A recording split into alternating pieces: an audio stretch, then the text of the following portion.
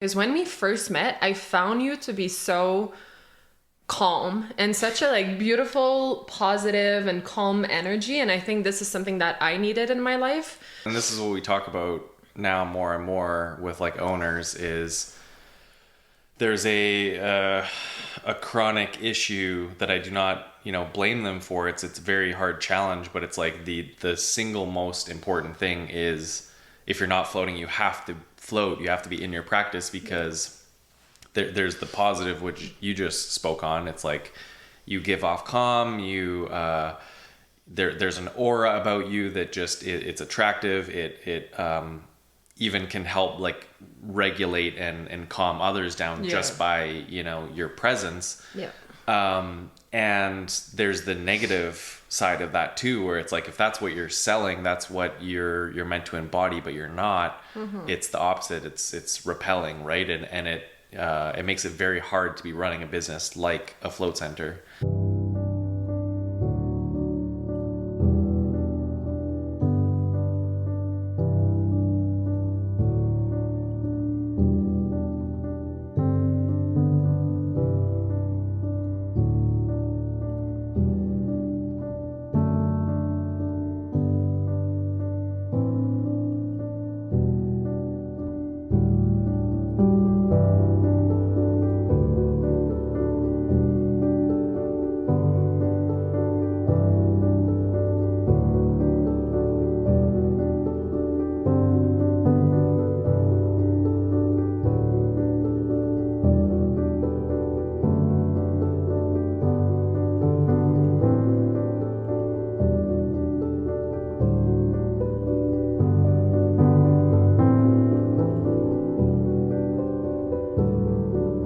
Even like an hour and a half is enough. But yeah, we'll see how.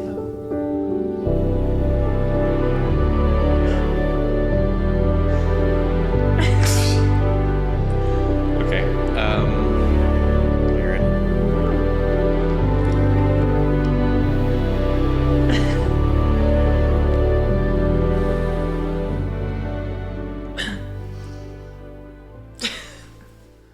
So, welcome everyone to. Start again.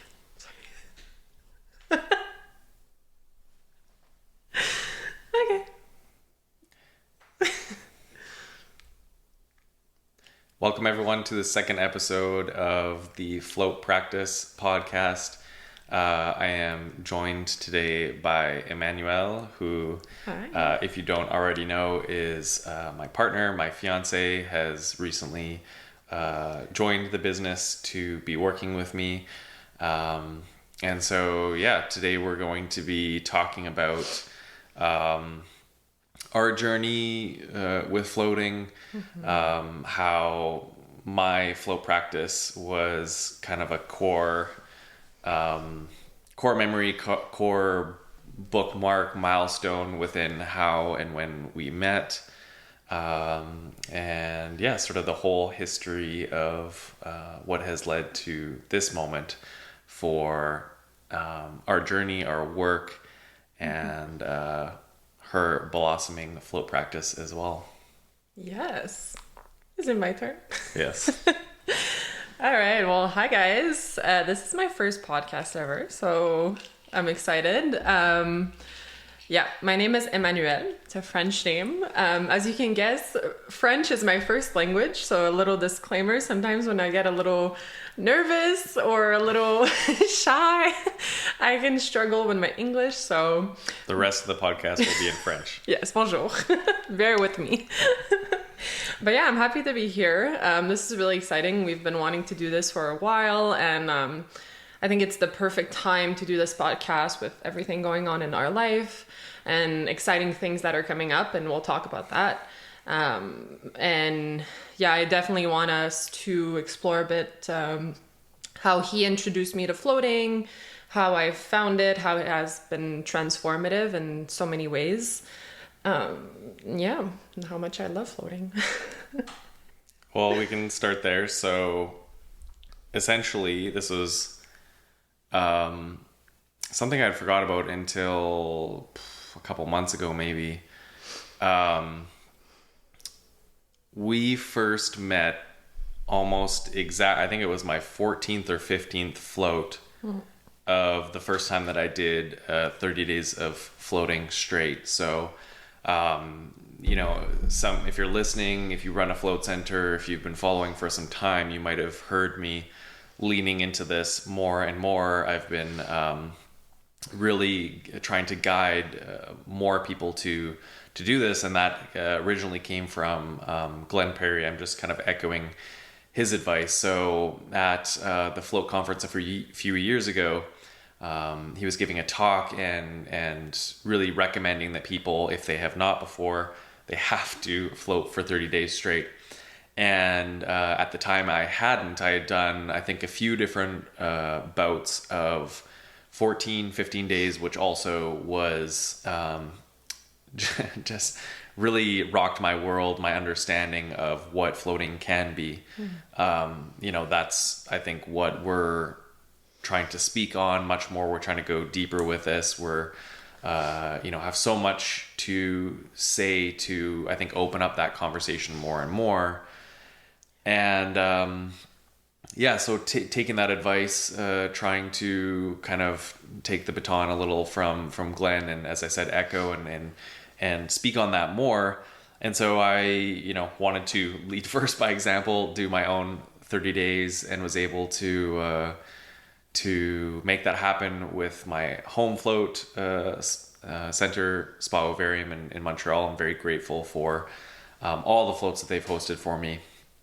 And in the midst of that 14, 15 days, which was, I found, especially within the 30, it was another layer of deepening. But I think it was in that same week, I guess, that day, the next day, we had our first date.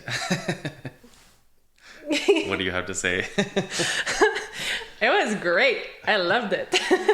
No, but I think it speaks, knowing you now and knowing floating, it makes so much sense reflecting on it that we met in your 30-day float challenge, because when we first met, I found you to be so calm and such a beautiful, positive and calm energy. And I think this is something that I needed in my life.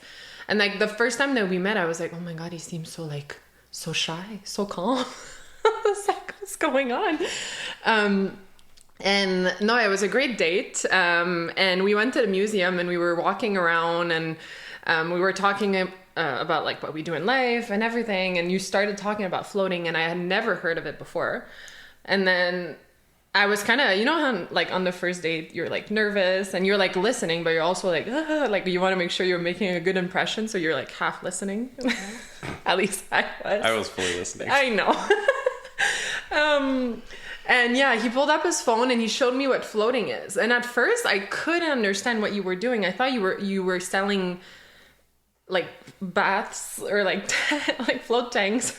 I didn't really know what you did until second or third date. I asked Anne, remind me what you do again. I'm a little confused.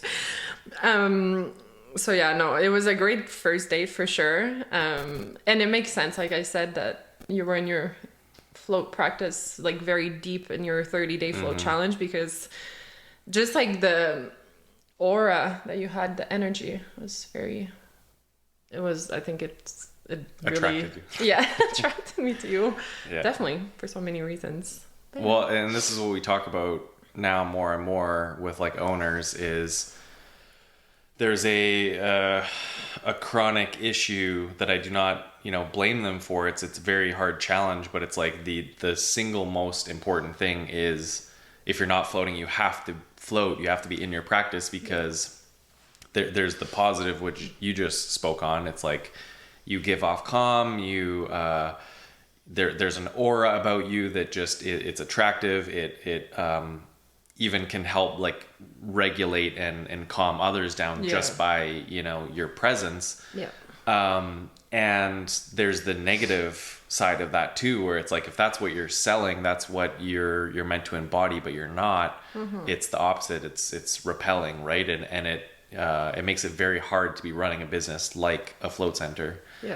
But to go back to our journey, I remember again looking back, I was at such a critical point in the business. I think we had just, by the seat of our pants, we were stretching very hard, myself. And then, at the time I had a team. This was the end of the agency days. But not only that, I had stretched really, really hard to use proceeds of, the work with our clients to invest a lot of money into, these commercials, these stories. Again, big shout out and appreciation to Bernard and everyone at Sparovarium, because they were a big help in collecting these stories and finding people who had floated a couple times up to floated 8 years plus and had this beautiful practice themselves, this beautiful aura. People like Haja. And I remember that was, I think, what I was showing you, and I was excited to be able to showcase, like, here's what floating really is. Here's how it's helped people. And, I'm a creative, and I'm an artist. Anthony, Leanna, my friends at Haven, who help produce and create all these videos. Yeah. They're incredibly powerful, and they're incredibly beautiful. Yeah. And, we were going into the holidays. So like it was such a wild time, I think, in my life, where, I was starting to feel, in some ways, like I was seeing this new potential path of really creating content and sharing these stories, and really the importance of that, not only to educate people, but to be able to, like, have you understand, like, someone who's never floated before, to really get it. And I think I was also early in starting to see the cracks and where that wasn't working anymore. Even when we were creating these beautiful stories, we were getting really good results. Like, going into the holidays, that was the time when we would help people the most, and yet there was this, like, discontent I think I was feeling. Yeah, I remember that. Yeah, and so that was really the start of the transition, is like us coming together. I was, our relationship blooming and forming. And that was a big change. But then it's like I was in the midst of this, like, the start of this very, very big change, which now over the last couple of years, you've seen the entirety of. That's one thing that I really want to touch upon, is like, I've seen you through everything, obviously, and been together for 2.5 years ish. And like, I have gotten to know floating through you, so we can talk about my first experience with floating and how it's been so amazing since then. And but also I've gotten to know, like, the industry of floating itself, because 2 years ago we went to the float conference in San Antonio, so I got to meet some people in the industry. I got to understand it better. We now work together for the float practice. Like, we're business partners in this. And I've also seen you through the whole journey of going from an agency to mentorship to now we have the OS. It's been a beautiful journey to see you on, all the ups and downs, and it's been very eye-opening and very like, I've learned a lot from the float industry through you, and then also seeing stuff on social media, getting to know people floating myself. It's been, very fun for the last 2 years. And I think it's, part of this last 2 years, I think, like, our relationship is one thing outside of this, but also integrated in it. Yeah. There's a lot of surrender necessary in relationship, right? That's like I think a core part of having a healthy, deep, solid relationship. That's what I've really learned for us. And whether that's romantic relationship, business relationship, friendships, I think there's a constant surrendering that has to happen. Yeah, it's related to floating. Well, yeah, exactly. That's what, as we've been, working deeper with my clients, like, really trying to uncover, like, okay, there's all this noise, there's all of this challenges, not only in the business but the world. There's a million problems, and it's really hard, but what is, like, kind of at the core of this, and like what are we actually trying to communicate, and what are we selling, what does it actually do for people? And a really core part of it, even in the physical posture, is surrender, right? Like you get in the water and you have to let go. Surrender and trust a lot. Yes. Trust and faith. Yeah. And again, like our journey, our relationship, and alongside with the business, it's just been a constant surrendering and kind of riding this wild wave. In a beautiful way. Yeah, but it I think in a very challenging way too. And I kind of just laughed to myself because it's like, my experience for myself in my life, for us, I see our clients, and it's like so much of it, it's kind of embodied by the float. There's a better way to say it. It's like metaphorical almost to like the float itself. But I think part of what we wanted to be able to talk about in this podcast is like, to a lot of people, sometimes even myself, a lot of times to myself, sometimes to clients, sometimes the people in the industry, it's like, I don't get like what is going on here.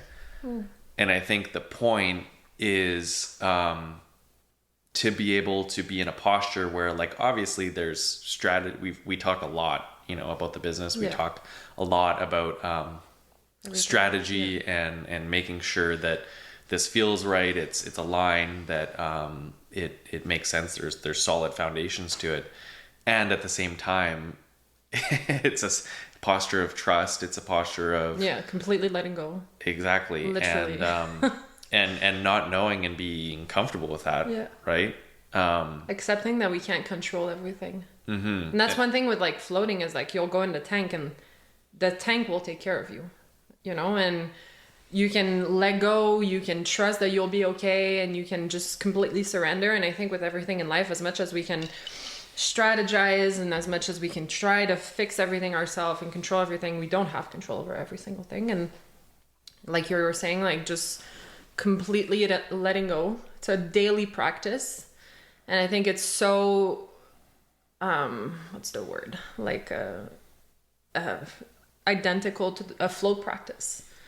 Is just trusting the process, letting go, and knowing that you're going to come out on the other side a better person. Do you want to talk about your first float? I feel like we joked, I don't know, I feel like I made this joke where it's like, maybe not the first date. I was very strategic of when we when we sort of when did that. I don't know. Go floating? Yeah. Oh, well, I know the whole thing, so I will discuss this because it wasn't early on. It was 2 months into our relationship because I've always been very afraid of the dark. That's one thing. It's just, I don't know where it stems from, but since I was a child, like being in the complete darkness, I couldn't do it. I would get panic attacks. Just sleeping, like I would need to have the, like no curtains and get some sunlight or like street light coming in when I was sleeping because I just couldn't do it with the dark. So when he first told me about floating, I had resistance to it a bit because I was like, there's no way I'm going to be in a pod where there's going to be no light, or just the feeling of being enclosed too, I wasn't a fan of. So I was a bit resistant to it. But I think what really pushed me to do it is like, remember when we first met, I had such terrible back pain. Our first Valentine's Day, we went to a cottage, and we went for a walk one day, and we came back to the cottage and I was crying, sobbing because I was in so much pain. And I've tried physio, I've tried massage therapy, I've tried osteopathy, everything, acupuncture. They're all great in certain ways, but I've always had this chronic back pain. It's just, I think all my stress gets lodged into my lower back, and it's just, it would never, like I would go to an appointment, it would help me for a few days, a week, 2 weeks, and then it would come back. So I was just so tired of being in so much pain. And he told me, like, floating can help you, like with all the magnesium that is in the tank, obviously with the Epsom salt, it can really help you. And I was like, you know what, let's just do it. So yeah, we booked our first float. And one thing that I really, sorry. Yeah, we're good. One thing that I really appreciate with floating is that it's so customizable to everyone. So right away when I walked in and they showed me that I could keep the light on, I didn't have to close the pod, like that definitely reassured me. So I was like, okay, this is a safe space. So then we did it. And like right away, just laying down and floating, I felt at peace, and I really loved it because I used to be a pro swimmer.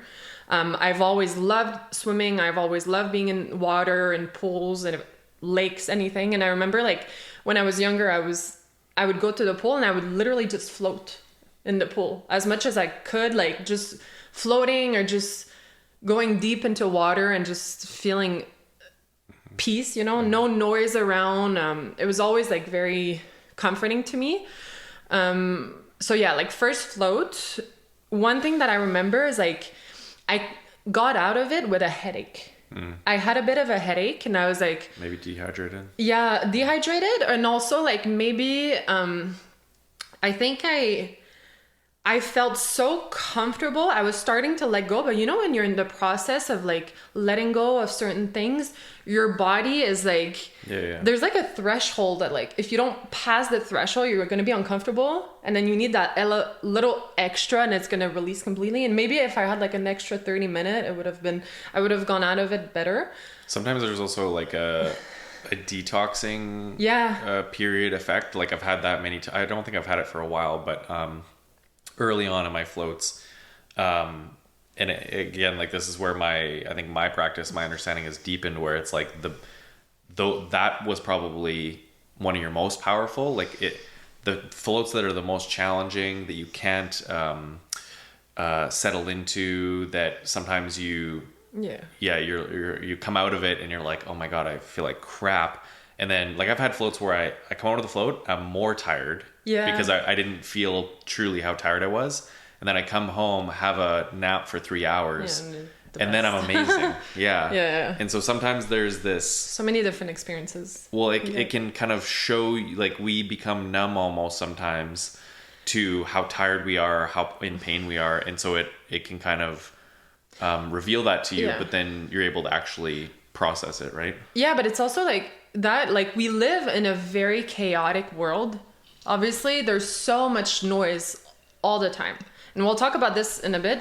Now we live in the woods. We live in this quiet, peaceful place, but we used to live in Montreal. And in the city, there's pollution of everything, like noise pollution. You see so much stuff. You smell everything. There's so much, like all your senses are just so hyper stimulated, like all the time. So obviously the first time you go in the tank, like it's normal to be like, oh, what is going on, you know? Like it's very jarring. It's a different feeling, you know? But I do know that after I got out of the pod, even though I had a headache, I was like, wow, like I feel better in my body, like physically I felt better. And then I was like, it's definitely worth giving it more tries. And then we've gone to float more than once, obviously, since then. And I think the second time I went floating was really the time that I was like, oh my God, this is it for me. Like I need this, because it happened multiple times where I would just float in the tank and I was able to completely like fall asleep and let go. And I would get like a hip shift, or like literally like almost like going to the chiropractor where you feel adjusted, and I would get like poop. Like my hip would go back in place, and then I would feel like release in my back right away. And this is like the release that I needed for so many years, you know? Just thinking about it, I'm like, I need that again. I need another float. But yeah, just that one experience that I've had multiple times after in different floats, I was like, oh wow, this is it. And since then, my back has been so much better. Mm-hmm. Like sometimes when I'm more stressed, obviously I can get some pain and I go float and then it helps, but it's definitely more constant than before. I have more relief than before. I forgot about that at the cabin, at the cottage. And I can't think of a time recently. I mean, there's times where, you know, you maybe get more tired, or like you're in pain a bit, and then you need to like rest, but like not to the level of yeah, you were like completely like paralyzed in pain almost. Oh yeah, 9 day. I remember that one moment at the chalet, like I couldn't move. I was in so much pain. I was like, I can't live my life like this, you know. So I'm grateful for you for introducing me to floating. But also the dark. Yeah. So that's one thing, like I said earlier, I was very resistant to floating because I've always been very scared of the dark. I still don't know what's the cause of this fear, and it doesn't matter at this point, but I can kind of say that I'm almost cured of this fear. Like, obviously I don't necessarily want to go in a pitch black room. Like, I'm not going to necessarily enjoy it, but now I sleep with an eye mask on, like in the dark. And when I go float now, I float in the dark, no music, no nothing. Before, like, I would need, it was kind of like an evolution for my floats, you know, like I started, like the pod was a bit open, with light on, music on. And then it was like, I closed the pod. And then eventually a few floats later, I was able to do no music, but still light on. And now it's no light, no music. And it's crazy. I never literally like... Years ago, there's no way I would have imagined that. No way. Or just like sleeping with an eye mask. I would just put an eye mask on for a second and I would start to panic. Well, I remember like I've worn an eye mask because like I try to really optimize my sleep. Like it's so critical, and I've had periods in my life where I really struggled with my sleep. And so I kind of, I think, overcompensated with different tools and practices and stuff. And yeah, one of them was, you know, this really good eye mask that's comfortable and it seals well. Makes him look like a bug. So I think I've had that, you know, since we met. And yeah, it was part of our, you know, conversations. And yeah, so to see and kind of hear you go through this, this process, and like quite quickly, honestly, too, of being so resistant, because these are the things that, you know, I think you're a really good example of a lot of people who maybe don't even make it into a float center, or you know, maybe they're coming through for a different service, and you know, the staff, the owner, maybe they see and they can sense this person could get, you know, a lot from floating, right? But they have these blocks, they have these assumptions, these fears of, I'm claustrophobic, I'm afraid of the dark. And, you know, whether or not you can keep most places, you can keep the lights on, you can keep the lid open, there's ways, but they're still, that might be the surface level, right? Of like, I still don't want, this is scary, it's weird, it's unknown, I don't know. And it's also like you're naked, like you're in a new place, it's like... And also, like, one thing is it's not necessarily covered by insurance, you know, at least not where we live. So, like, a lot of people, they don't want to expense out of their own pocket, especially if they're not sure that this is going to work. So, yeah, there's so many reasons to be. But, I mean, this is why, you know, we're leaning a lot more into guiding and helping to have tools, resources to shift the conversation of like true sales in these places, right? Because like, you know, I'm kind of like your close advocate, obviously, of like this can help you. I know it can, and I'm not going to like force you or push you into it, but like, I see you in pain. I see you struggling with these things, and it's like, I know that, you know, that you could get into this, right? I don't know the timeline. I don't know how many floats or how long it's going to take or anything like that. But I know that it could serve you in that way. And, you know, I think it's difficult, but like, it's so important to, you know, that person that comes through, or the person you're talking to, you know, on the streets, wherever it is, when they're like, yeah, you know, but I'm claustrophobic, I'm scared of the dark. It's not so customizable. And not to just like take that at face value of like, oh, well, okay, it's not for you, because you know, just to think of what, and, you know, I think you're still in some ways very early in your practice.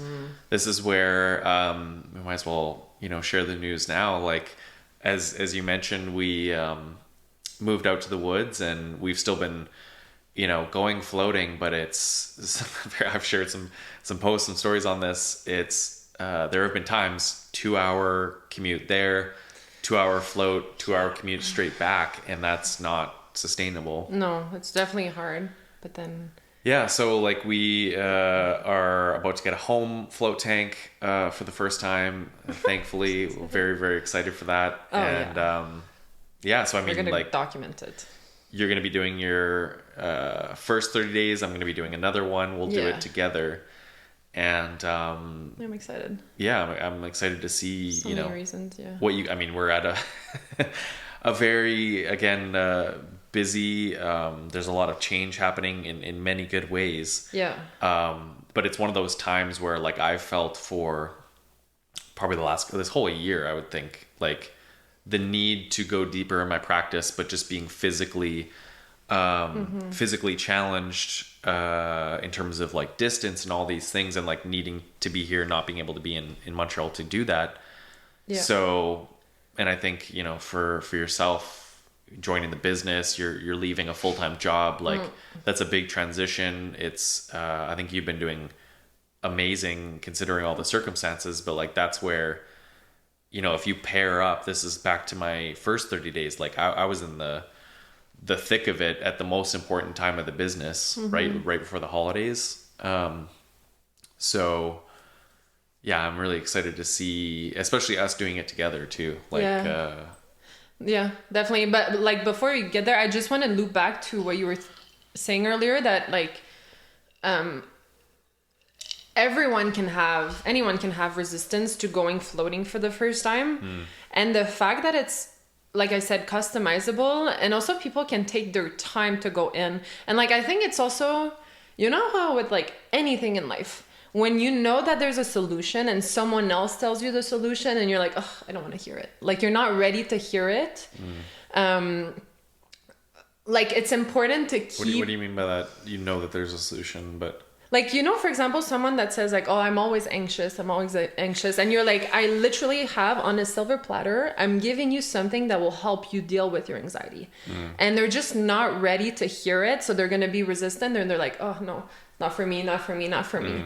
Like, I think without being too harsh on them, you can obviously like tell them, like keep reminding them like floating can help, like, and kind of, literally pull up the studies that show it, and eventually I think people can meet you where you're at and accept it a bit more. So like I do, like now that I understand floating better, I think I've recommended it to every single person that is in my life for so many reasons, like stress, anxiety, fatigue, being just tired of everything, physical pain, anything. So I think anyone can go in the tank. It's just really like meeting them where they're at, but not giving up on them.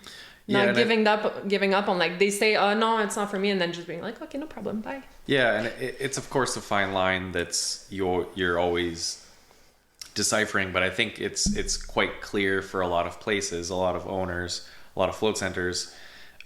It's come up time and time again where sometimes you don't even make the offer, or sometimes you don't even open the conversation in terms of like, do you want to float more, or do you want like, are you thinking about this in terms of a practice? Yeah. And it like it's doing a disservice both to yourself and the business, but also that person who probably really needs it. Yeah. But it of course is a fine line where it's like, if they are not ready, like you said, if they may be carrying some very heavy things that might be hard to process, the tank can probably make that a lot easier and a lot faster. Like that was my first float, right? Like this experience of nearly drowning, it's a very heavy, hard thing, but in the right space it can be so much easier, and you're supported in a way that you aren't in almost any other space. So that allowed me to let go of that. But it's not always like that. Like sometimes it's something deeper, or it requires maybe multiple layers of that.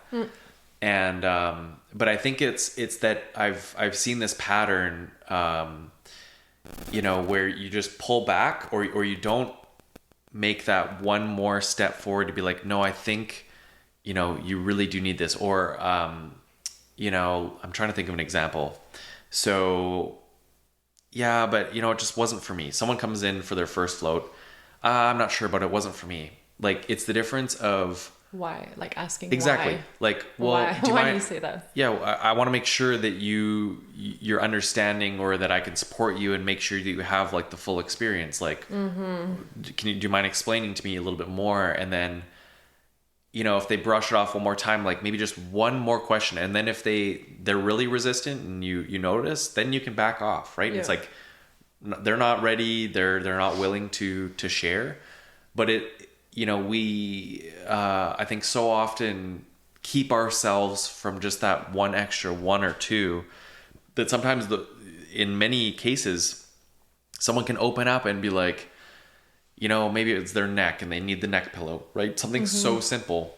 Yep. Or that they are a little unanchored. Maybe something powerful happened in the tank, but it threw them off, and they need someone. They weren't expecting that. Exactly, and they don't really know what it was, and they need someone to guide them. Yeah. To understand and sort of contextualize it. Yeah. Because it's this very strange, very transformative, very powerful space. Oh yeah, and it's also like, sorry, I was just gonna say, like, we're. I don't know if you want to say we're on a mission to say this, but floating is not a spa, right? It's not a spa, and it's true. And like the thing is that everyone, like, no one that knows floating, like, it's the first time someone is telling you about floating. You'll show them a photo of a float tank, and I feel like right away we're gonna think it's a spa, and depending on how we talk about it, people are gonna think it's a spa. So then they associate spa with luxury, with like, I do this once in a while. Versus floating is a practice you can have. It's a necessity. It's therapeutic. Like I always tell everyone in my life, it's literally therapeutic in so many ways.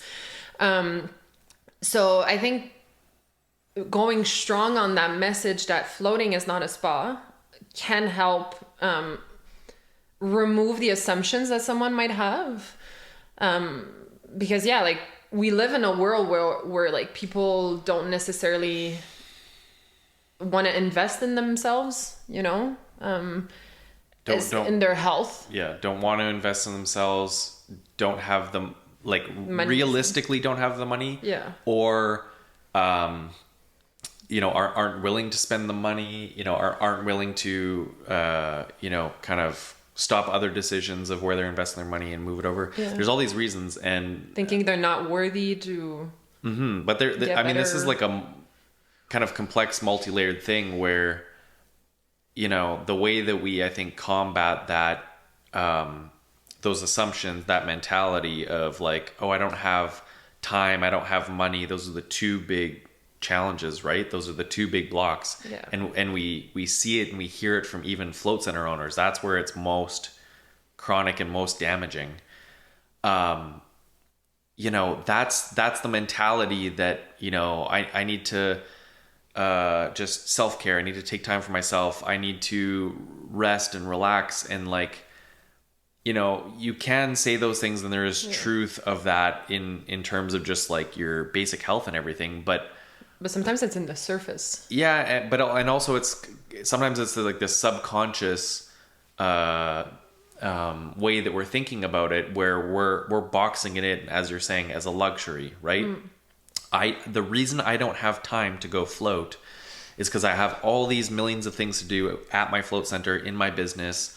I have kids, I have a job, and all of that is true. Yes, that is true. And also, the reason that you probably need floating really bad right now, it's for all those reasons. it is because you need to be able to show up better for all those things. And if you're stressed, you're overwhelmed, like you're to the level of like you're in crisis, right? Like, we need to bring your nervous system back down. We need to ground you, help you come home to yourself. Yeah. And if we're like, that's not a luxury, that's step number one, that's priority number one. Oh, yeah. That's the only way that you can really be able to address all those other things properly, right? And 100%. As you said, like, if it's not to say that like floating can be a spa service. It's very relaxing, it's very in some ways luxurious, But I think the point we're trying to make, and we're really convicted on this, is like, that's a disservice to what floating actually is and can do for people, right? It's just like, as much as, it can be compared to a spa in a sense that, like, you know what, I'm tired, I need to relax, I'm gonna go float. Or I'm tired, I need to relax, I'll go to a spa. Like, there's similarities, but it's also coming out of the float tank versus coming out of a spa, I think is different in the experience. Like, I think with floating, the fact that let's say you do a traditional float, like no light, no music, no nothing, you're really like depriving your senses, like it's sensory deprivation. So I think you can relax a lot more, like reach a state where you can really go deep into your consciousness and really like get into a crazy meditative state, versus if you go to a public spa and you're in the hot tub and there's a Jean-Guy and then the Thomas and then Matthew next to you, all these people are next to you, they're talking and they're being loud, you can't fully relax and fully like reach that level of deprivation, literally, that you get in the float tank. It's like different. Like you'll be like the heat of the hot tub and like the experience, like, yes, it's relaxing, but I don't think you can get that level of like inner working, like literally like therapeutic work, like mentally. And I think like as you're saying, it's sensory deprivation. I try and think of this as like that's the mechanism. It's how it's made, right? Which is why these businesses are incredibly hard, especially to build. It's almost as silent as you can make it. Oh yeah. Like no light at all, right? You have this vessel, this pod, this tank, whatever you want to call it, holding all this water, thousands of pounds of Epsom salt. And all of the sort of engineering for that creates a space of sensory deprivation. But then, like, again, this is the hard wrestling of how do we communicate this? How do we educate people? How do we sell them on it? Because that can sound very negative, right? Sensory deprivation. And it's not sort of even the true, it's part of the experience. But the true experience, I think what you were alluding to is, you actually have your senses heightened, especially as you're saying, you come out of the tank, colors are brighter. You hear sort of, it's hard to explain. Like you hear sharper, or like you hear things more, just differently. I think it's just awareness. Like you're more aware because you had at least an hour of just completely shutting all of that off, and then being a bit reborn in a sense, refreshed. Because I feel like, especially now that I'm involved in an industry, like, and I look on like social media for like float centers and everything, like the one message that I'm always seeing is that go in the float tank, you'll relax, which is true, don't get me wrong, but I don't really see the like in depth of like the therapeutic aspect of it, the how great it is, like with all the magnesium, how great it is for the body, like athletes and like physical injuries, women health as well. Like this is something we can talk about a bit and when we want to talk about the 30-day float challenge we're going to do. But like anything like women health and like supporting pregnancies, supporting people on the spectrum. Like there's so many benefits to it. And I feel like we don't dig deep enough, you know? Well, and you just kind of reminded me of these stories. Again, Bernard, I hope he's okay with me sharing these. Bernard. He's a wealth of information. He's one of the OGs of the whole industry, Spa Ovarium. It's this incredibly beautiful float center that is in a old bank in Montreal. If you have not, Google it, check them out. I would recommend you come to Montreal. It's a beautiful city and great culture, and has one of the coolest float centers I think in the world. Come visit. And so he's been around for quite a while. He's been doing this for a very long time, and he mentioned he's seen many women who came in, they floated during their pregnancy. Their pregnancy was far easier than most would kind of like typically assume a pregnancy would go, the birth even as well. And he's seen the kids grow up, and he's like, these kids are super healthy. They're, if I remember correctly, he's saying like they're sort of like taught like at the highest percentiles of all many things. And it's just like this very stark. There's a difference. Yeah, you could tell a difference of okay, these people are really leveraging floating, and obviously for something like a pregnancy, like again, we talk about the magnesium absorption, how important that is for the body, and in a case like that, it's not just for the mother, but the child as well, and the that's kind of what Bernard talked me through, is like the how do you say this? The not having the deficiency, like having someone who is sort of, I don't know if it's the right word, like satiated in magnesium, like has higher levels of magnesium. Levels of magnesium for sure. If we do like, because I feel like also there's not a lot of scientific research behind floating, and if you literally do a study, let's say of a group of women that float regularly during their pregnancy and maybe even after the pregnancy versus a group of women that don't float during pregnancy, for sure there's a big difference. Just all the absorption of magnesium makes a huge difference. But and that's the thing, because maybe there's not enough scientific research behind it.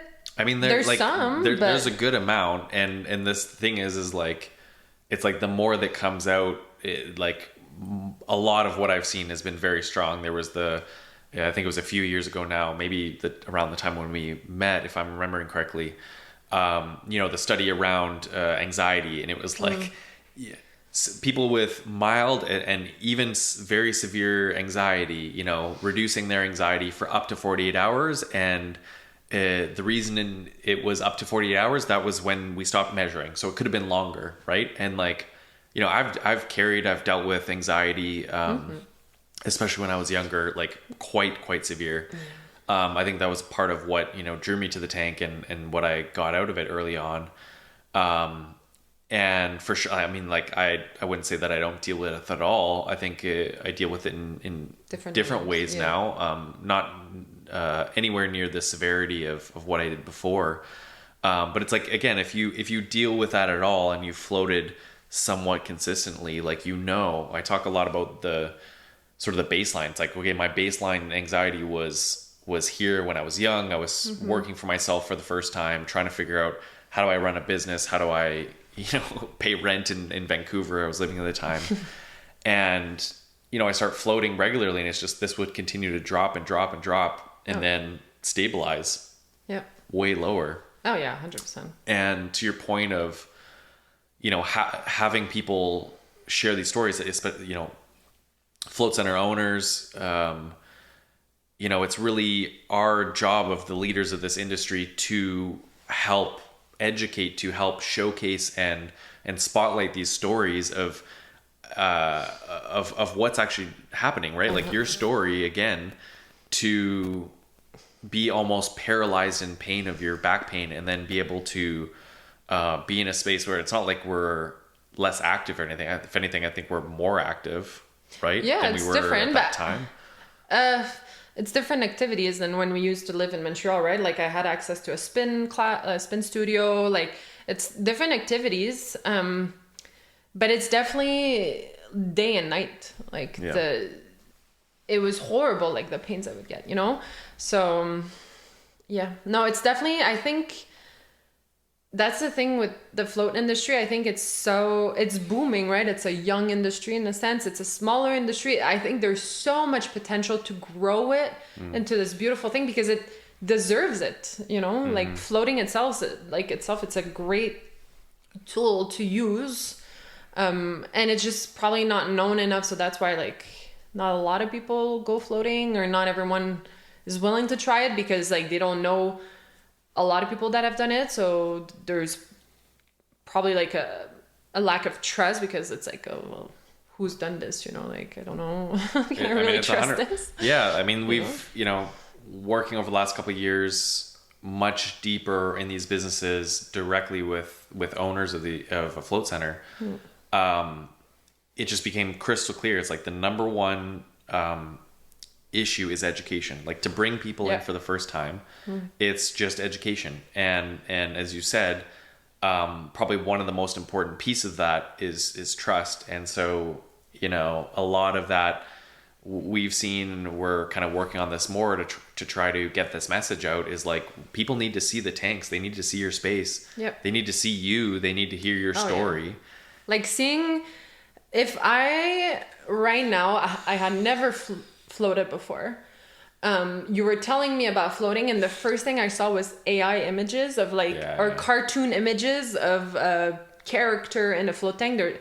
I would not trust this. Like I would be like, oh, like why am I not seeing a real person through this, right? So for sure, seeing a person do it is it's different, because you really understand exactly what it is. And it's great, obviously you can show just the space, because you can see the whole picture, how it looks like, but really seeing someone in the float tank, I think it kind of it breaks that barrier of like not understanding exactly what it is. Like at least you get an understanding, like, okay, I'm just gonna lay down in the tank. That's like step number 1.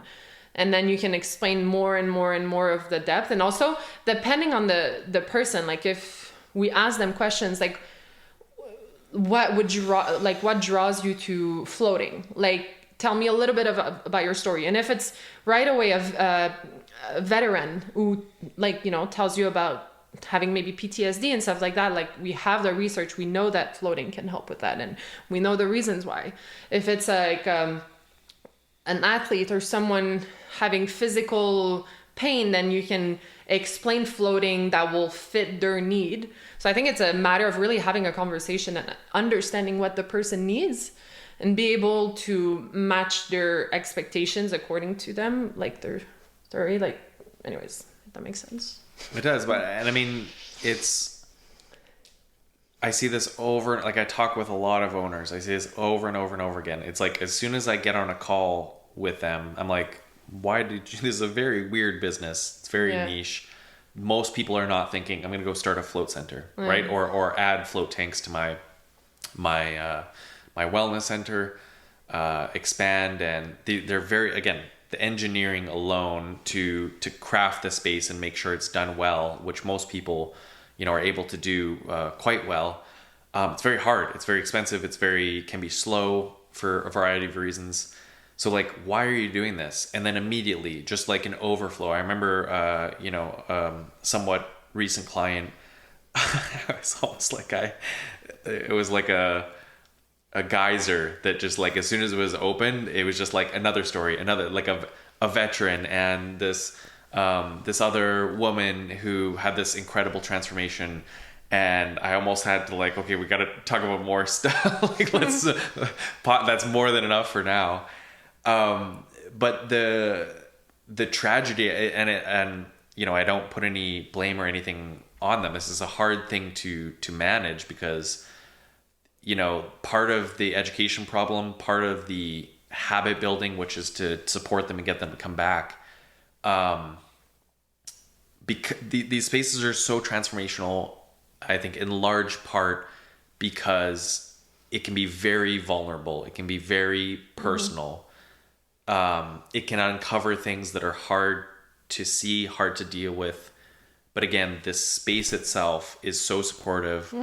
It is so relaxing. Yes, it's brings you to such a deep state of rest or surrender or letting go that you can usually manage that and let go of it, or work through it to see it, right, where it's not as overwhelming. And that can bring great transformation for people. But then there's a, you know, we've talked about this, the word has come up more and more. There's a sacredness to that, right? There's a sacredness to what this space actually is. And there's a sacredness to like what it can actually do for people. And I think part of the challenge and the problem, and it feels, I think, like the Achilles heel of this industry is we kind of, I'm not sure if it's like withhold, we kind of like cling on to that and protect it. Sometimes for ourselves, you know, our own story. Sometimes we do it unconsciously. Yeah, but also like on behalf of others, even when they give you permission, they want it to be shared, right? Like, you know, you've seen the videos that we've been able to collect over the years. You're starting to work through that more. We hear these stories all the time from our clients, from owners of these spaces, and this also comes from, you know, my work outside of the float practice, like with the one project with my art.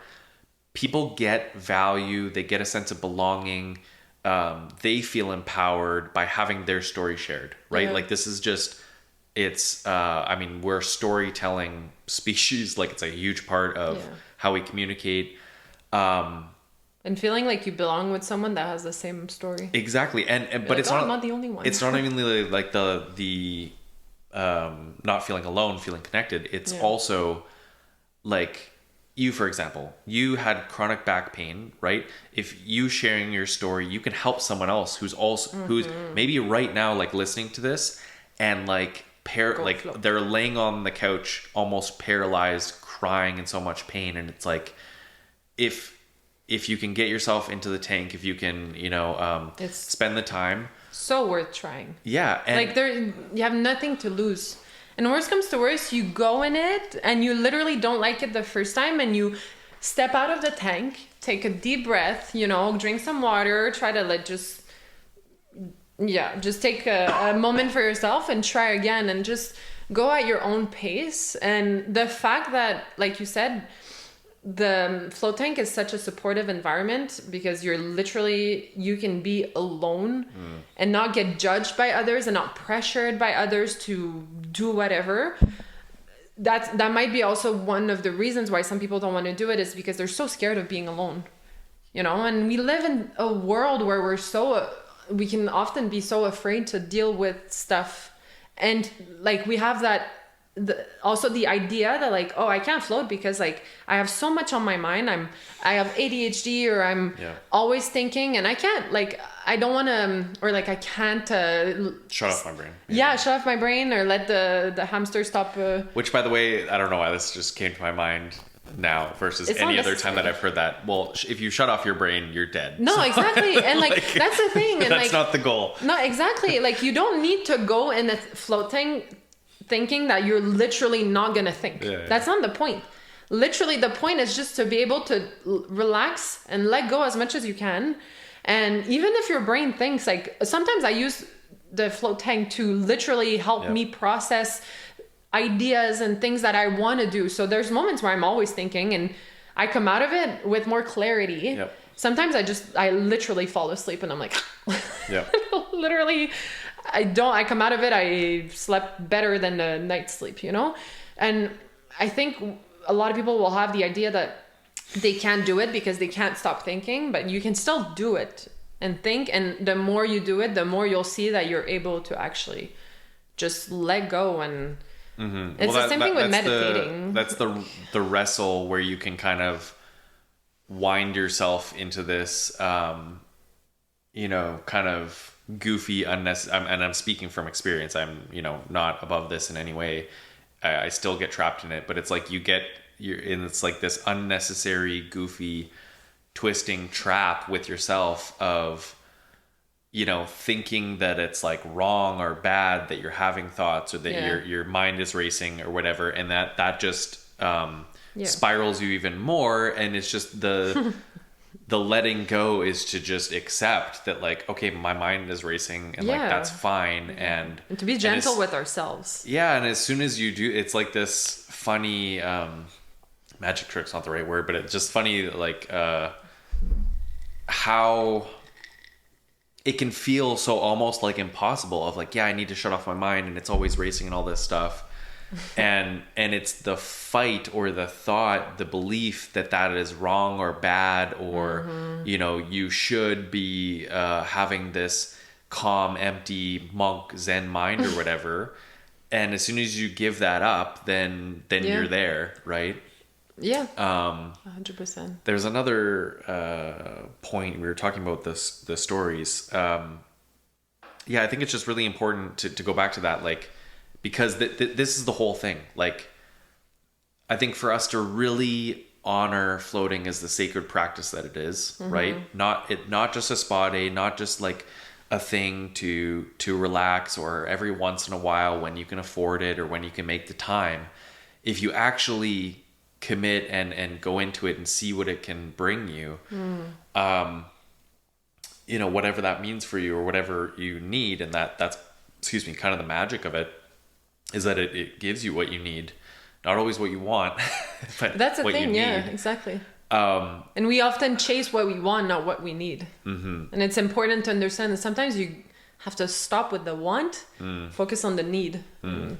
But I think it's the way that we'll be able to achieve that much easier. It's right there, you know, in front of us or within us, is really sharing like what our practice has brought us, what our practice looks like in those deeper levels, because you know, similar to what we were talking about before, more in terms of sales, it's like if we don't have there needs to be a line, right? Because there are some things that don't need to be, you know, shared on a podcast or broadcast and be spotlit, right? Like there are things people are carrying that they're not comfortable sharing, and that is totally fine. You don't need, it's not about pushing your clients to share everything or give you permission to run an email blast about it, right?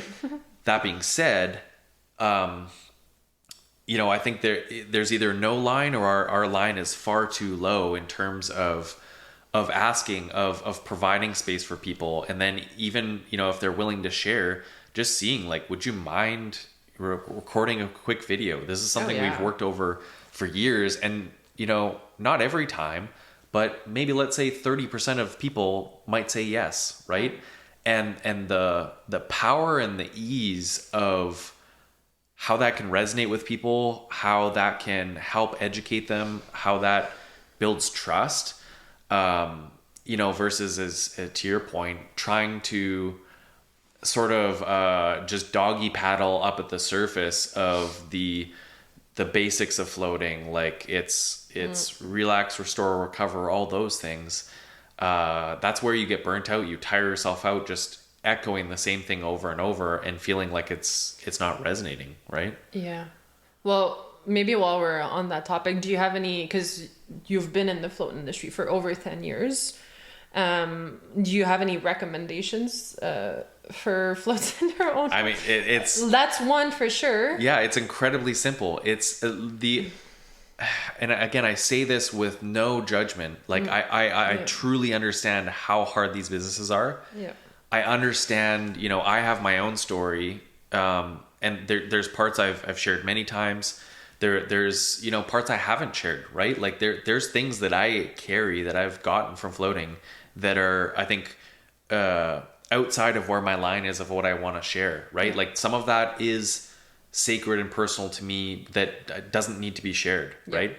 I understand, you know, the practice. I understand hearing these stories. And I understand sort of how vulnerable it can be to put that out there to people, right? That being said, the amount of times, I don't think I have, it's very, very rare, like, I don't know, within the few percentage points of people that I've talked with who don't have this absolutely incredible, like jaw-dropping story of what has led them to floating, what they've gotten out of it, what it's done for their family members, for their son, their daughter, their husband, their wife. Absolutely incredible. And yet I will, you know, look at their social media, I'll look at their website, I will, you know, kind of talk them through like, what are you doing to try to educate people, to bring them in? Because it's like we struggle to bring people in, or we struggle for them to come back, all these very similar challenges. And I don't see any of that anywhere. You mean like stories being shared? Yeah, like, testimony. It's true. It like, as we talked about before, it's like, how do we build trust? Like there's a lot of times I don't see literally them anywhere. I don't see photos of them, of their staff, if they have a team. Yeah. You know, we don't see the float tanks in the rooms, which doesn't have to be fancy photos. It's like, take a photo with your phone. But it's, you know, almost excruciatingly painfully ironic how simple it is. And it just really comes back to the practice itself. You know, are you in your practice first and foremost? Are you still continuing this where you're in a good state to hold this space for people? And then, as you were saying before, like embody it, where it doesn't even really matter what you're saying. It's more of your aura that can kind of like attract people, or like aura education of just like, you're so chill that I kind of understand that there's something here for me. And like, you know, a few other factors and I'm sold, right? Or just some people maybe like sold completely based on aura, based on vibe. Yeah. Vibe like you're selling. So calm. I need that. Exactly. And no, and it's, how do I get this? It's like a joke, but it's very serious. But it really just comes down to like, first and foremost, you know, sharing your story, like stepping your toes a little bit further outside of nothing or very, very little. And I would say just story. Yeah, sharing your story. The numbers, number one, sharing stories. But I think, testimonials. You know, it's also just take some time, float on it. You know, have the float where you're racing and you're not racing in your mind, but working through the wrestling. Creativity, yeah. Yeah, like what is my line? What am I comfortable sharing? What am I not comfortable sharing? How do I want to share that? And I think so often it's also like really sitting with, you know, what are those things that we're maybe telling ourselves? What are the stories, the identities that may not be true, that are holding us back from the thing that's so simple, so easy, that could solve so many of the problems that we're kind of constantly facing. And so, you know, example of that is, I've heard this time and time again. I feel like there's been more of a shift in the last year or so, which I am very happy to see. This idea of I'm not a marketer, I'm not a social media person, I'm not an influencer, I'm not good on camera, whatever the story is, that little those beliefs. There's always a solution. That's what I'm thinking. Yes, but it's like almost this, going back to the sales thing, like have you actually pushed back on that idea ever? Where is that idea coming from? Yeah, and have you ever pushed back on that idea to be like, why do I believe that? Yeah. Is that serving me? Is that true? And then have you ever, because I would say there's maybe some people sometimes where it's like, maybe you've never actually just picked up the phone, hit record, and then talked. And you think you can't do it, but deep down you can. It's just fear. And it's also, we live in a world of fear, sadly. And, you know, feeling often like unworthy and not having some confidence to do one thing or another, or just, definitely trying to do it. Yeah. And it can be, you know, going back to, you know, we all have our things in childhood or whatever. It's like a fear of being seen, right? Yeah. Maybe we were bullied and maybe all the different things. So again, it can be it's not to say that like there's nothing there. Sometimes we keep challenging, could be confronting. Float tank is a great place to support you in that, you know, letting go and challenging those things. But some of these incredible transformations and stories that we've been able to be a part of, it's not only this, but like the core of it is really just, they pushed past that. They picked up their phone. They talked about their why, you know, some of their floats, they're walking around their center. Yeah. It's something that's so simple. Yeah. And yet, you know, a lot of the most powerful truths, I think, are that simple. Right. Even like asking, like we talked about, asking testimonials and stories from customers. So I think like logistically asking a member that has like a membership or floats regularly, that first off, there's that trust because that customer has been at the center multiple times. Versus someone that is completely new, first time coming, like you might not necessarily want to ask a testimonial unless they're like, they kind of offer it, or like there's that opening for it. But someone that comes regularly, like having the confidence to ask for a review or a story or something like that, or even just using Google reviews. So the amount of gold that you find in Google reviews of people going, like, literally choosing to give a Google review to share their experience, there's so much in there that can be used, because not everyone is going to read Google reviews, but then if you use it on your social media, your Instagram, and someone is looking at Instagram first thing, then they'll see it. So definitely, like, stories, reviews, like having testimonials. Yeah, and I mean, it's building trust, education, it's building trust. And I think, like, there's this really insidious trap.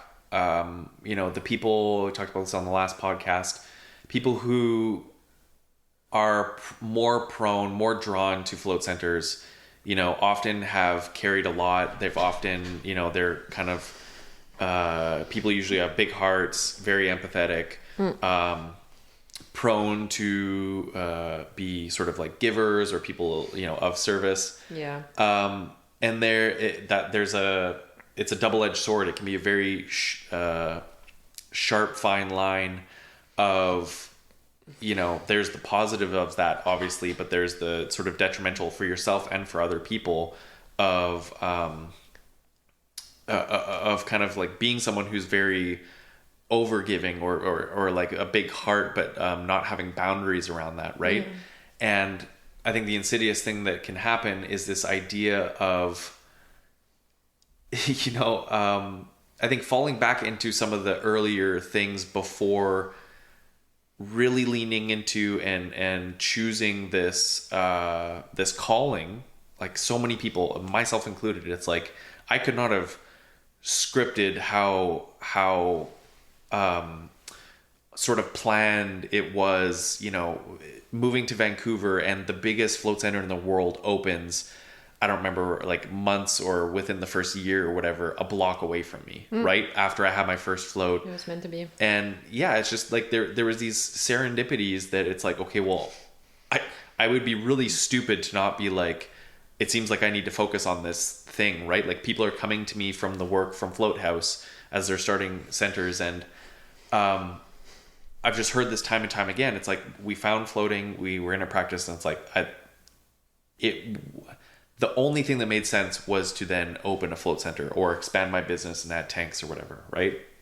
But so we have people stepping into leadership, right? Like, if you're running a float center, if you're starting one, like, you're in a position of leadership.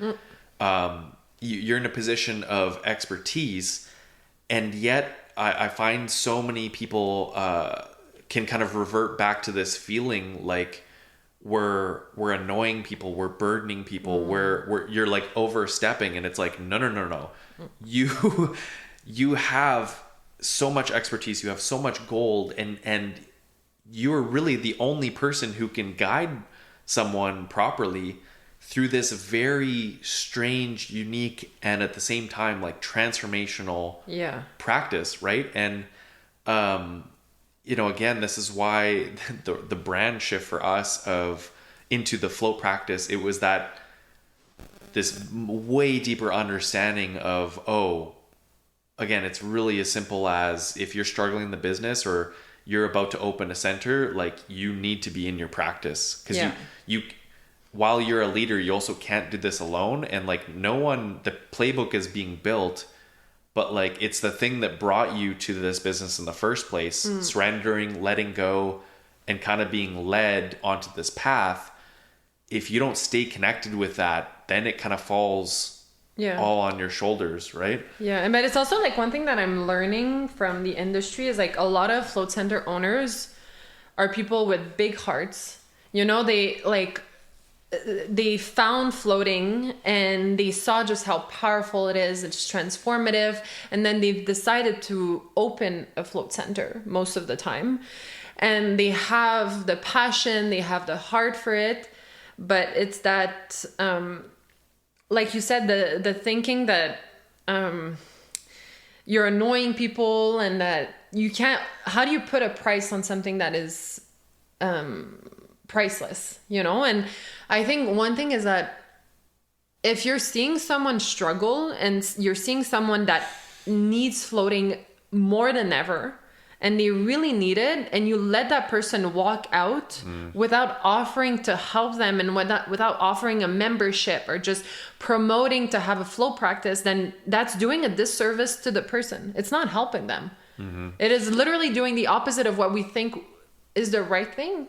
And like, I think it's just, one thing also is like that a lot of float center owners, like I said, they have a big heart. They go into this with so much passion, but maybe lacking the business mindset, or the the drive to lead. I wouldn't say the maybe not drive, but I'm struggling with my words, but just being the leader that they know, that they can truly be.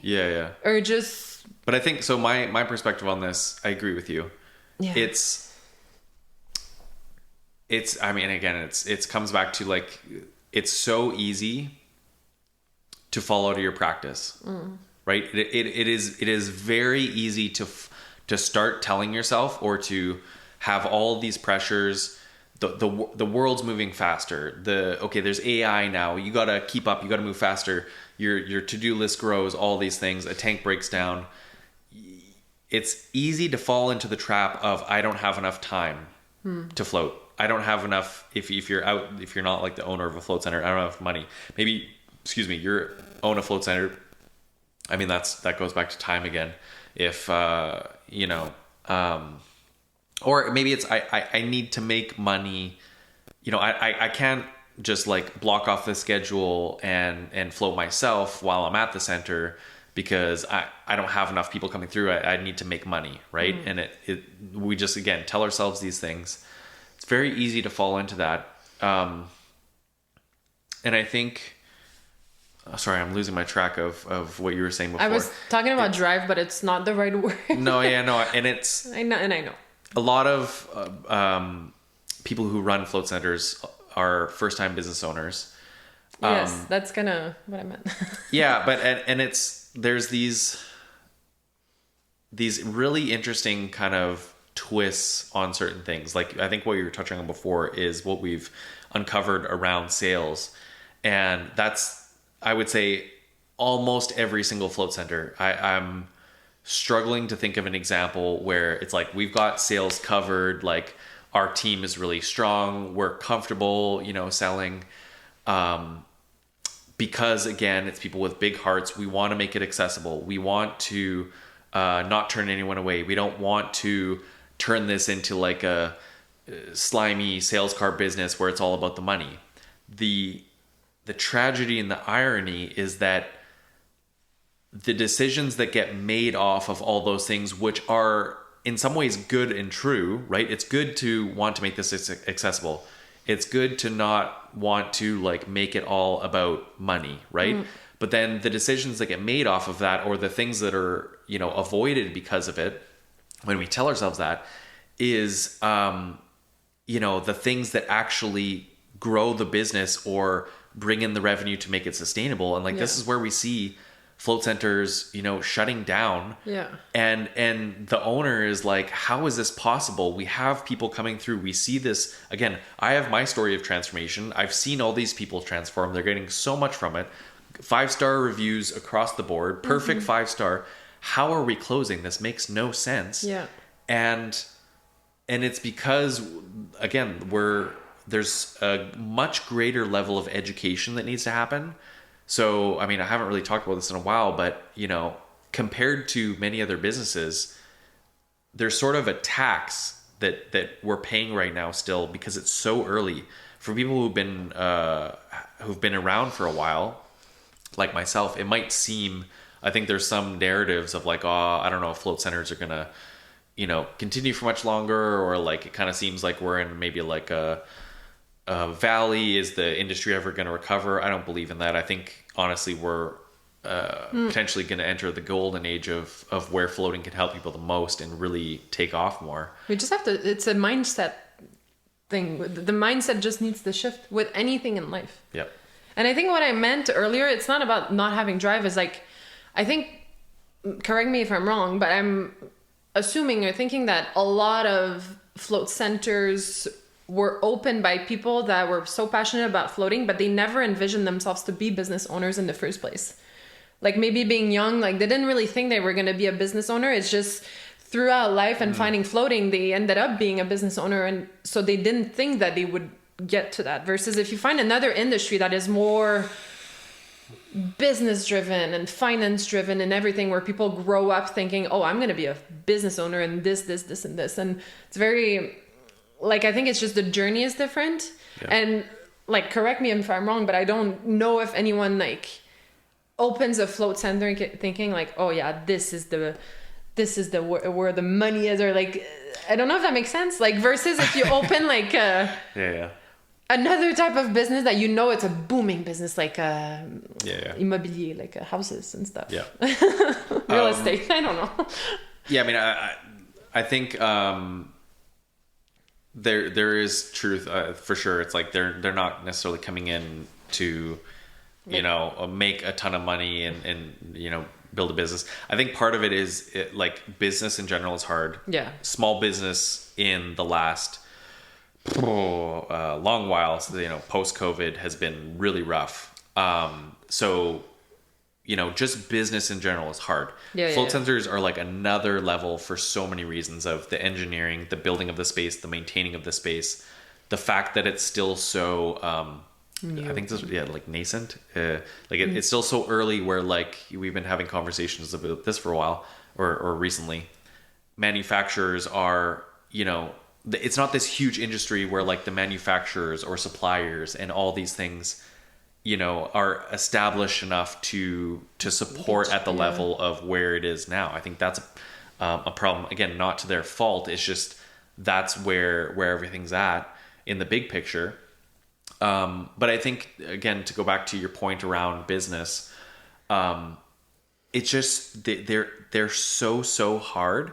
But I think that like this is where again I've been seeing this and understanding more, and it's almost like beautifully hilarious. Where I think it's like it's intended that way. It's like almost by design, so that you have to stay in your practice.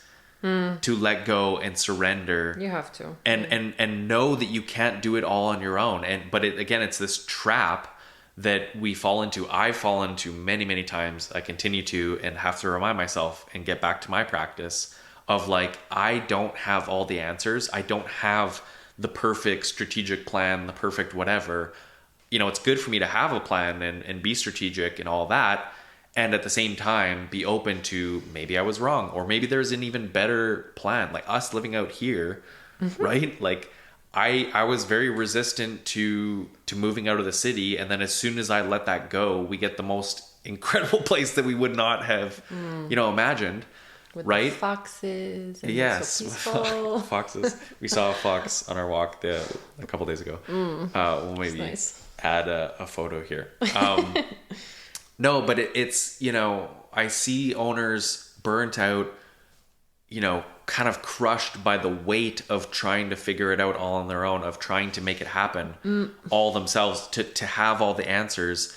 And then again, it's this very insidious, you can kind of get trapped in the lies of, well, you're failing because you don't have all the answers. Like you're failing because, it's not clicking or whatever.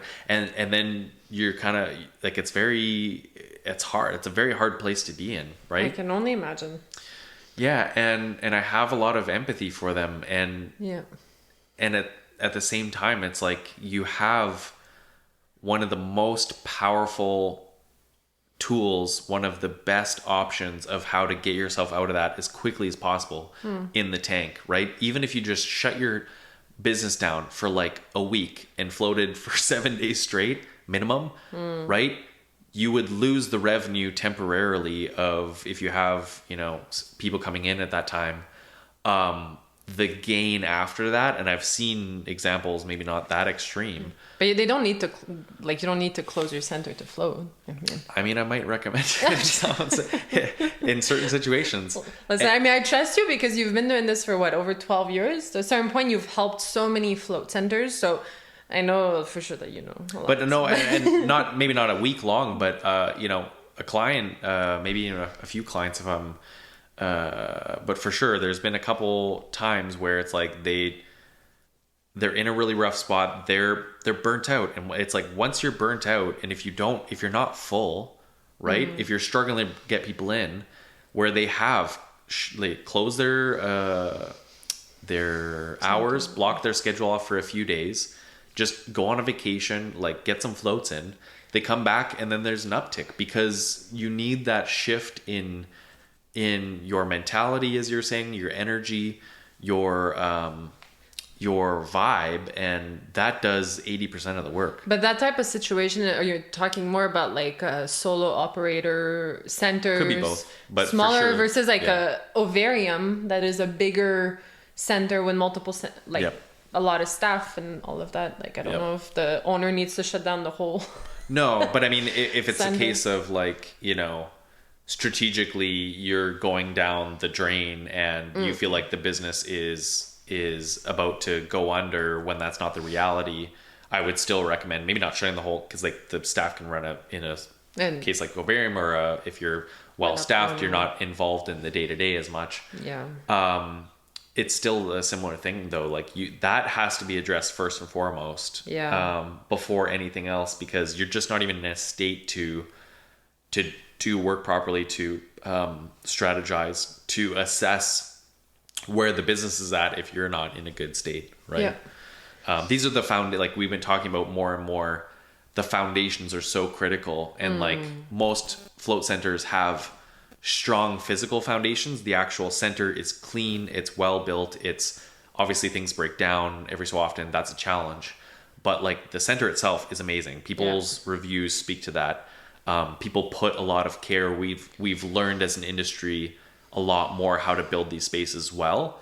The problem is that's again a very, very hard thing, where then your personal foundations, your float practice, your connection to source, which is the float practice, those suffer in that process, and then we're standing on shaky foundations, and it's a hard place to be.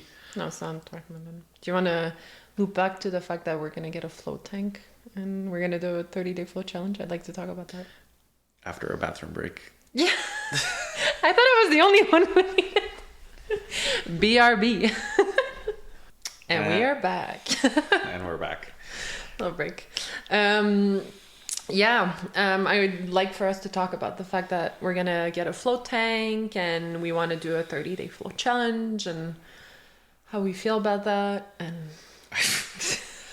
oh man, how do we feel about that? Yeah, long time coming. I mean, it was part of the intention, when we first moved out here, and then I think a variety of I don't know, factors came into how we were going to do that. Originally, I was thinking it would happen at my studio, the office space, which didn't make sense, and so. Anyways, we were able to make that happen with Dreampod. We're getting one of their flex pods, which is basically the best fit for where we're at now in this space, in this house. I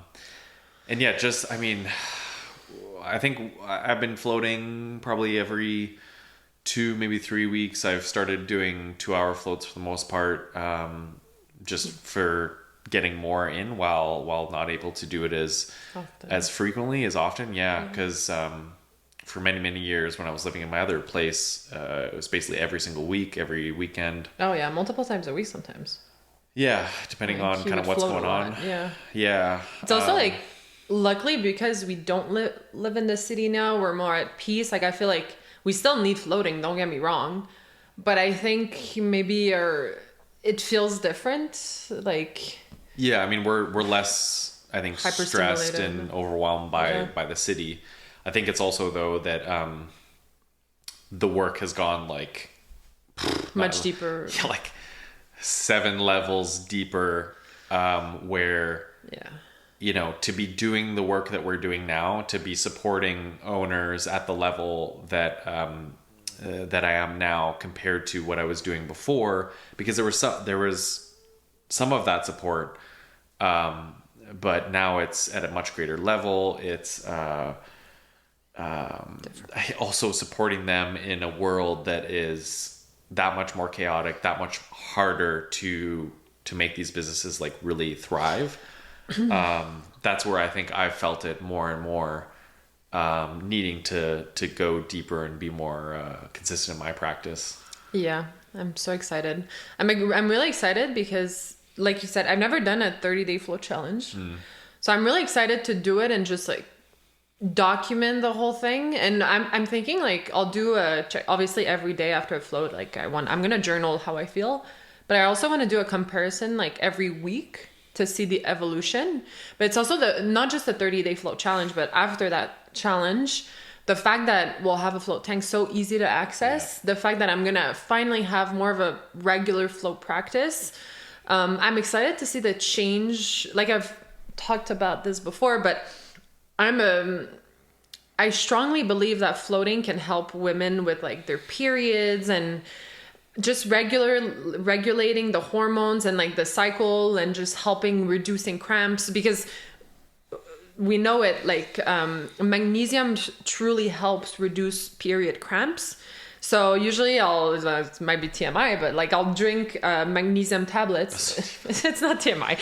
It's so important to talk about this, but every time I'm on my cycle, I'll drink magnesium tablets. So I'm curious to see the evolution of my cycles throughout the next few months, knowing that we'll have a float tank. Yep. I'm very excited about this. I think I'm going to document this because it's definitely worth the amount of women that have difficult periods and like PCOS and different like conditions like related to the uterus and women health. I think there's so much gold here and there's so much potential, so I'm really curious. I think that's what I'm the most curious about in terms of the progress. I don't know.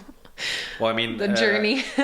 This is where, just to kind of bring it back to my story, my experience, a lot of what I've gotten out of floating stems back to trauma. Like I have a breadth of experience outside of floating that has to do with mental health, physical health, holistic health, spiritual health. Yeah. And being in and around the sort of world of mental health, trauma informed healing, and more and more we're seeing that. Obviously, I'm not a woman. I have no surprise. I've been in spaces around, like, again, having these conversations and learning from studies and how the world of kind of health has shifted to, and again, this is where like floating, I think, can be so transformational, is like so many surface level issues, so many things that people are carrying, and when they're trying to kind of define what is it that I'm actually dealing with, what is the problem, the surface level is more of the like manifestation, but it's like at the root, it's like there's this trauma, that they're holding in their body maybe, or that they've been through, and then it kind of like keeps cycling through and showing as this chronic, as you're saying before, physical pain. You hold the chronic pain or whatever. Yeah. Like stress is held in the body in different places. A lot of people, it's in the neck, shoulders. I get that too, and lower back. So yeah, and it's like the core underlying trauma that then gets worsened or exacerbated by stress, right? By overwhelm, overstimulation in the world. Well, there's the book that you got me, the Body Keeps a Score. That you still need to read? You just out yourself on the podcast? It's your first podcast. You'll learn. I'll read it. You gotta be careful. No, but it's also, you tell me about it. So yeah. I know, because you've told me. So, for anyone that wants to read it. An easy lob for, like I've read a lot of books. That's not just like the only thing, but I've had a lot of interest from, my own experience, because, with floating, with past projects and community, I don't know what to call it now, community projects, community social enterprises, as well as my art is all around catharsis. So it's around, you know, the therapeutic arts. So I've always been kind of really interested to understand this. And again, this is where the float tank is such a potent space to help people to see, to process, to hold them, to support them through just resolving the trauma itself, which then kind of like heals the root, right? Yeah. And this is where, to go back to what you're saying before, these very powerful stories, we see them in the reviews, all these things. It's like people who have chronic pain, people who are veterans, who are, you know, traumatized by war, these things that they've seen, these things that they've their injuries or whatever happened, and you can just be stuck on this loop in this cycle. But if you actually address the root, that's where we hear all these things, as you said before at the start of the podcast. I didn't even know it was possible to like not have pain anymore, right? Crazy. The chronic pain, there's so many stories that we see float weekly for a certain period of time. It's different for everyone, but it's like they have this moment. Sometimes it's even in the first few floats. I did not know it was possible for me to not feel pain and not have to like take a pill, right? And that's again the importance of the education. It's the importance of sharing those stories, because you have so many people who don't actually believe that it's like possible, right? They're like so in the pain, and it's been so long that it doesn't even feel like it's possible, or like it's even an option. Yeah. And even to go back to what we were saying earlier, like talking about this, I've read so many Google reviews from different float center owners of people literally sharing their experience of like, I couldn't go a day without using my like medication for my anxiety or from like whatever it was. And then saying that floating now, they don't take medication. Like, just honestly, I strongly encourage every single float center owners to look through reviews, like Google reviews, because you'll see so many stories. Like, I've seen it multiple times just looking because I'm curious. Yeah, I mean, there's a lot of it like that you can cope with something that you have in your life without medication because you have floating, you know? Yeah, and I mean, like, obviously caveat with that, just, you know, if you are... Caveat. Caviar? What is no. It's caviar. Just important note. Okay. my French fiancée. Like, obviously do that with your, you know, I've seen a lot of these stories where it's like with my doctor's sort of approval, or like with their support, you know, weaning off of chronic pain medication or anxiety medication or whatever. Like, you have to be careful with that. And again, this is the tricky part of sharing these stories is we have to be careful. Like, there's not a guarantee, there's not a promise that you're going to be magically healed. No. And at the same time, there are these incredible transformations. There's these, again, I have had them myself, you have had them, we've seen them all over.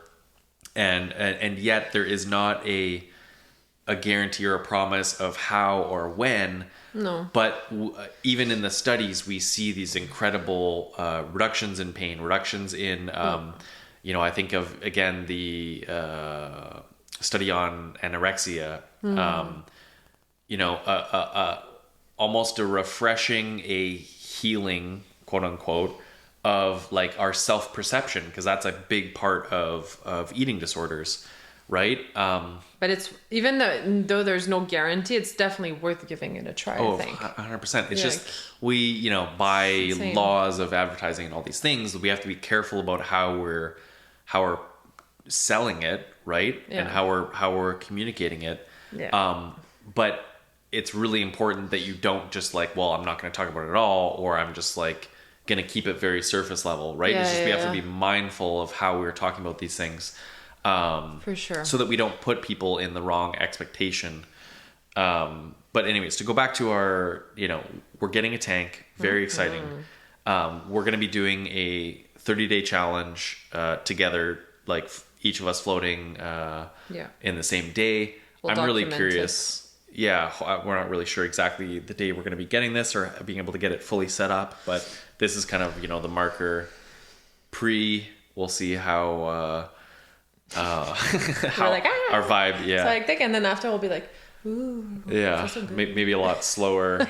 It'll feel like 0.5x podcast next after. Yeah. No, I'm excited to see the transformation, or just see how we feel, like either physically, mentally. I think we'll have also more clarity, mental space. It's gonna help, you know, with processing business and everything. Yeah. But I think like it's an important, you know, I've had my experiences, the couple 15 days, the 30 days, but even that, like that was a couple of years ago. And I've been really feeling, you know, as we said, a lot's been changing. There's been, we're going deeper in the work. And so I've really been feeling like I need that. I've had some back-to-back floats, but even that, like a couple weeks go by and then I feel the need for more. So I'm really excited to have that more sustained, you know, letting go, really getting some deep rest. Cause I mean, also some, I would say sleeping challenges, which makes it hard lately. After that, we can try like a 365 days challenge. Well, 1 year challenge. Yeah, what I was going to say. I mean, at this point, if we have it in the home, we'll probably end up floating every day. Yeah, but I think it'll give you, because again, this is something I'm getting much more convicted on, to say it's almost a disservice. Like if you run these spaces, if you're hosting this practice for people, this opportunity, you need to have had a practice. You need to have been, you know, able to go deep in there to, you know, experience what it is to maybe float every week for quite a while, or do 15 days, 30 days, 1 week, whatever it is, to be able to properly guide people. As we were talking about before, it's like people can go in there, and if they're going deep, if they are coming back multiple times a week, and they're it can be destabilizing in some ways. Like it can be confronting and challenging to even the process of like kind of grounding back and coming back to yourself after. If you run a space like this, you've probably seen that. You've probably maybe felt it yourself, right? It's like kind of coming back to reality, and it takes some getting used to, right? And so I'm excited for you to have that more sustained, deeper experience. Excuse me. Because, I mean, you're in it now. You're guiding, literally, you know, the owners of these spaces too, right? And so that's a really important part, I think, for us, is to stay in our practice, obviously. Like that's what we're cheerleading here, a big part of it. Oh yeah. But then also to guide, you know, the owners of these spaces for the end user, because it's to go back to the not a spa piece of it. It's so much like there's so much to floating that is in a whole other realm, to infrared sauna, to cold plunge, to massage, to red light therapy, and all those things have benefits. I love them too, but it's just like, there's so much that's different that we need to stay on top of our practice.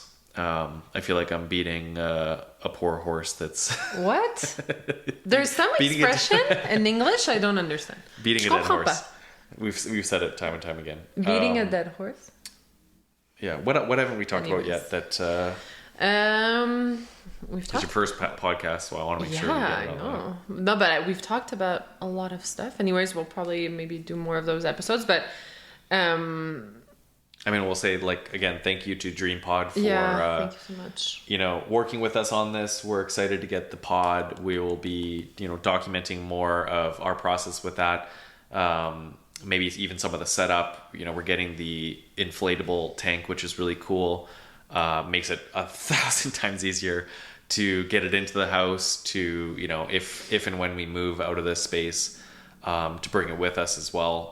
So that's going to be, I haven't honestly really like seen it in use yet. Like we've known about those ones for some time. Well, we've only seen the commercial ones. Yeah. Yeah. Well, I mean, we saw it at the conference too, but just not in use. But no, I think we've covered a lot of stuff. I think like I really wanted to ask you like what you've learned over the years in the float industry, but you've touched upon that, everything you've learned from float center owners. We've talked about the importance of a float practice, like how to talk about floating for someone that doesn't know that practice. I think I've got a good one we can maybe end on if it feels right. Yeah. And wrap it up. Yeah, I think this touches on a few different things. I did this like watercolor painting sketch. It was after a conversation I was having with a client, which it just clicked in my head. I was like, oh, floating, it's like in many ways coming home to yourself. Like that's one of the simple core, what is this actually really? Okay, it's coming home to yourself, right? Not the fake self, not the self, maybe the mask we put on or the one that we've like been given by others that isn't really our true self, right? It's like coming back to who we really, really are in a deep, in a very sacred, meaningful way.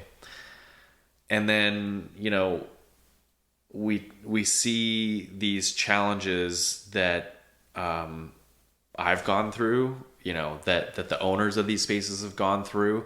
A lot of it stems from, and this is also just like blanket for a lot of the problems in the world, stems from like identity, right? Like who do we see ourselves as? Who do others see us as? Or like, what are the labels that they're putting on us, right? What are sort of like the lies of who we believe we are that are not true, that are like the core of what's holding us back, right? And it kind of just clicked in my head. I'm like, these are like identity crisis. Well, they're like identity. Yes, but it's like these are identity centers. It's like that space, that time and that space to, as we said before, surrender, to let go, to open back up and like come home to ourselves, but also like be reminded by what I call source, right? Like whatever that means to you, whatever your framing, your belief is, source, something greater than you, a higher power, can remind us of like who we actually are, like the truth of who we are, right? Versus, again, the struggling float center owner under so much pressure, you feel like you've tried all these things, it just like it's not clicking, or the business is under pressure, and then for whatever reason we get stuck, or we feel like I'm a failing business owner, right? Like I'm not doing a good enough job, I don't know enough, right? And you get stuck and you're kind of trapped by that identity. And the easiest, fastest, most potent way to deal with what the actual problem is, and in my perspective on this, is like that's the problem, right? The ads don't matter, your booking system doesn't matter. Like it's not that you're in the wrong area, it's not that the idea was wrong, it's gotta get to there's a false identity that's kind of like trapped you, that needs to be dealt with. And the float tank is sort of like the space to battle that, to let go of it, to be reminded, to shut out all the noise, because it's like this kind of happens from the noise, right? All the craziness of the world, all of the pressures that are put on us can kind of form that hard shell of this fake identity, and then we have to be, again, constantly surrendering to that. And so that kind of clicked for me of, again, for myself, I've done 500 plus hours of floating, and how I see myself, who I know I am, I think in large part comes from being able to go into that space, to not have the noise kind of like confuse me or solidify and add to these lies that I've carried, or these like fake identities. And I think navigating this world, which is becoming more chaotic, more hard to decipher what is real, what is true, what is like right or wrong, or sort of like what is the thing that I should be doing right now, Yeah. I think it's much easier when you're like rooted, grounded, have strong foundations of like who you are. Wow. It's beautiful. That was good. No, but as you were saying all of this, I was just thinking of a tree. You know, like you have to like work on the roots and the foundation of the tree before you grow all these branches and leaves. Yeah. So, and sometimes, ooh. I don't know if that's a good, you know, a tree doesn't worry about, oh yeah, no, I know. You know, I've talked about this with my clients. It's like a tree doesn't worry about growing. A tree doesn't worry about blooming in the, you know, we have all these trees around us, and it's wild how we're looking at them right now. We have this beautiful view when all the leaves are gone, and it's kind of really cool to see through. And then, you know, I don't know, maybe within a month or so, it's going to blossom and we have like no view, which is fine. Like we have a view of trees. But like, yeah, being around nature and being reminded that like the tree is not stressing about like, oh my God, I need to grow leaves or whatever. And a tree's not worrying about like, oh, am I a good tree or am I failing as a tree? Like, right. Like we play all these mental games and we get trapped in these false identities, or we take on kind of other people's judgments, all of this noise of the world of advertisement and weird media and AI stuff, right?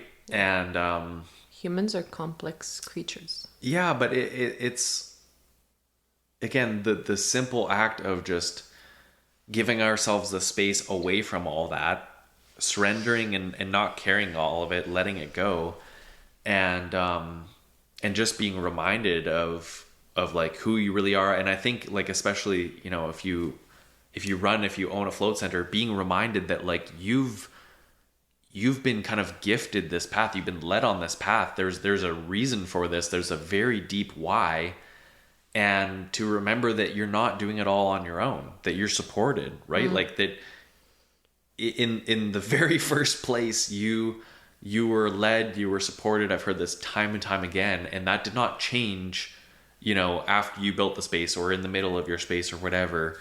So I think to get back into the tank and remember that like we're all part of this, you know, very transformational shift in the world through these very weird, unique spaces. And yeah, it's not all on your shoulders, right? Like even the identity of like, I'm not quite sure how to put this. The identity of like someone who's supported or like you're not the person who's like carrying the whole thing, right? Like, right. It's not all on their shoulder. Like, I mean, I guess it's the identity of like to surrender to whatever that higher power is for you, right? Like that it's, you don't have control over everything. Yeah. Period. Any last comments? Any last topics? Yeah, no. I think we've covered it all, but it's been very interesting to understand the float industry in the last few years, and also see you go through all the changes in the last 2 years with the business, and how you've evolved from like an agency to mentorship to building system.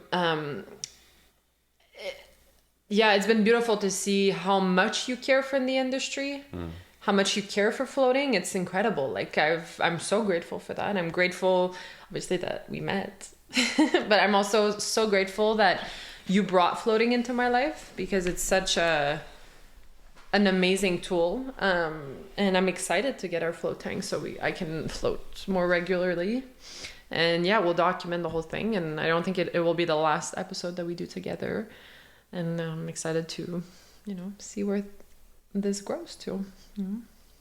I think one last thing on this whole identity, I don't think I tied it, and it's funny because it ties into your situation too. My situation? You were talking about this before, like float center owners, I think, avoid or resist the identity of like being a business owner, or it gets twisted and kind of pulled into like, oh, I'm like not good enough as a business owner, or I'm failing as a business owner.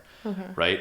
And so I think it's like to accept that unless you're running a charity or a nonprofit and you have some other funding source, like you have to you're running a business, right? And there's like realities of that, but also owning like you're a business owner, and you know, there's empowerment in that, there's responsibilities with that, right? To maybe wrap it up and bring it back to you, like you literally just, I mean, it's been a wild, I don't know, 3-4 weeks. You know, we got horribly flu sick. The two of us midway through your first day. Literally, first day that we started working together, we had a good 4-hour session. We were doing stuff, and then I started not feeling good, and then for days we were gone. We were out. Wiped out. So that was also our, you know, we thankfully we have had a lot of practice, but that was a moment of like, I was like, I need to get you set up. We need to get the business like running, and then at a certain point, it was just, we have to surrender to puking our guts. The last month has been like a month of learning to completely surrender. Yeah. I've always like said in my whole life, like whenever I would try to do something and I would like try to control a situation too much, as soon as I would let go, it would fix itself. It would work out. So I'm trying to practice this every day. And the last month has been more than that ever, because I had a 9-to-5 corporate job, and for months I was tired of doing it. As much as I loved the company that I was working for, I needed something new. I wanted for us to work together. I was excited to try something new, like being a business owner. Like it also just literally like serendip, like it's hilarious how much of a, you know, I talked about this with my mentors from over the last couple of years, and they're just like, like that's the most obvious move in the world. She does onboarding and client success, and she's, you know, develops trainings and like creates content. And it's like, those are all the things that would be most helpful for the business and most supportive for me. And you know, that those are your strengths. That's what you're really good at. It's not that like, I mean, some of those things I'm not the best at, or you're a lot better. But it's just like, it fit so simply and made so much sense that it was like, and then I think that was, you know, where we got to the actual decision and the move of like, when's the right time. It's like, there's no right time. There's no right time, but also like, it felt like we were in resistance to surrendering to what was so obvious, right? It was right in front of us, and it was so obvious. I think of, again, moving here, when we came and saw this place, it felt like it was like on a silver platter handed to us, and it was a stretch. It was kind of scary, right? Yeah. But it was like, it felt stupid to be like, yeah, no, this doesn't feel like the thing, right? But to go back to the, you know, the identity, business owner, like you have shifted. I've been doing this I've been working for myself for, I don't know, like 15 years or something, right? There was a couple of years pre-committing fully to the float industry, more floats, which is now evolved into the float practice. But like I have conversations with some people sometimes who like work jobs, and I just, it's different. I'm like so far out of the world for such a long time, where it is so different. And that's why like I'm so happy I made this decision. And it's funny because literally, was it last week? Like I told them, like I was on Instagram and I saw a video of a woman that owns multiple businesses, and I was looking at that video and I was like, oh my God, I could never own a business. And then for a second I was like, wait a second. Technically now I own a business too, because we not technically. We own a business together, and I was like, damn. But I'm so happy I made this decision, and I think it was scary at first before I really resigned my old job, like gave in my resignation letter. I was scared. I was like, is this the right time? Is this the right move? You know, but just completely letting go, surrendering, and accepting that it's going to work out, and just trusting, you know, it made all the difference in the world. Yep. Like there's I don't think I could have done that without this faith and just, yeah, letting go. And anyways, it's been really good. It's been fun, honestly, to, as much as, because also for the last 2 years, like dating, being together, I learned the float industry, like I said, and I've learned about your clients. So, you know, jumping in, it was not really scary because I knew what to expect. And like what it's like to run a business, you know, especially I think earlier on, like I've worked really hard to not just endlessly run the race of, well, I'm working on the weekend, like I'm working late nights and I'm working on the weekend. Like I've done many years and many hours of that, right? And like I've worked really hard systems and just like what do you call it, just habits and boundaries to be like, you know, I can still work hard and I can stretch, and maybe there's times where I do need to do that, but like I also don't have to live my life, you know, just working 24/7 and constantly in burnout. Like I've paid my dues of making those mistakes or learning those lessons, but you've seen like there's still realities. Again, it's almost like you're living in two different worlds of like you run a business, you own a business, there's different levels of responsibility, there's different levels of just work and things to manage. Again, challenges of this modern world, and like there's the truth to the economy and like what's going on in the big picture. So yeah, you've seen that, you've felt it, you've supported me through that, and I'm very grateful for that. And again, like that's, I know that the business would not have evolved where it is, that I wouldn't have evolved where I've gotten to now without your support, right? Like I've done it, you know, thanks, solo, right? I've done it for a long time without having that level of support or that type of support. And I've felt like what it's like to, not to do it fully on my own, but just like without what we have now. Yeah, no, it's different. Right? And again, now you're fully in it, but to kind of bring it back to my original point, I've seen little moments, and I'm excited. We're so early in this for us working together, and you know, being out of a full-time job and being a business owner, working for yourself. Having that freedom, having the autonomy of that, but also like stepping into the responsibility of that, and like us doing it together. And I'm just excited.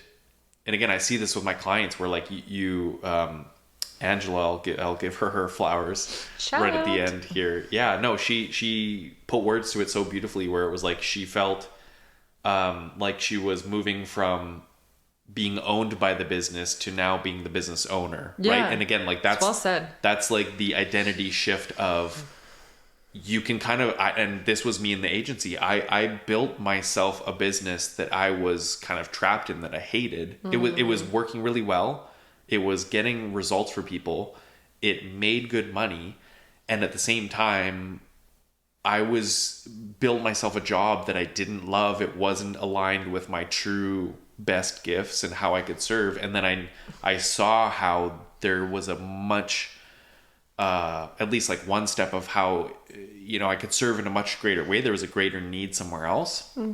But it's like, you can be a business owner and basically just be working a 9-to-5 type job for yourself, right? And you're owned by the business. Whereas the deeper, harder work is some of the stuff that we work with our clients on, of the actual foundations and like questioning things of like, well, why are you doing it this way? Or like, why are you running these discounts? And it can be confronting and be challenging, but that's where you actually kind of flip it. And it's like, I don't have to do it that way, right? I want to do it this way. This is what aligns with me. This is my vision, right? And you become the business owner where you lead it, and you can craft it in a way that is, it's like it's not even a 10x move. It's like a 1000x move, right? Of you can help people more. The business is well funded. You have more autonomy. You have more freedom. and it just flows because it's like aligned, and it's what's the word? Coming from like a strong source, right? Whereas the other way, you're not in alignment, and you're just kind of wrestling, you're fighting, and it's very it's very difficult, not in sort of the helpful ways. Yeah. No, but definitely like owning a business now, it's like we're working towards a project that we love, something that aligns with our values, something that we want to do, versus before when I used to work a 9 to 5. As much as I loved my job, I loved my team, the company that I worked for, with the mission of the company. At the end of the day, I was working for someone else's project, right? Like I was not working towards my end goal.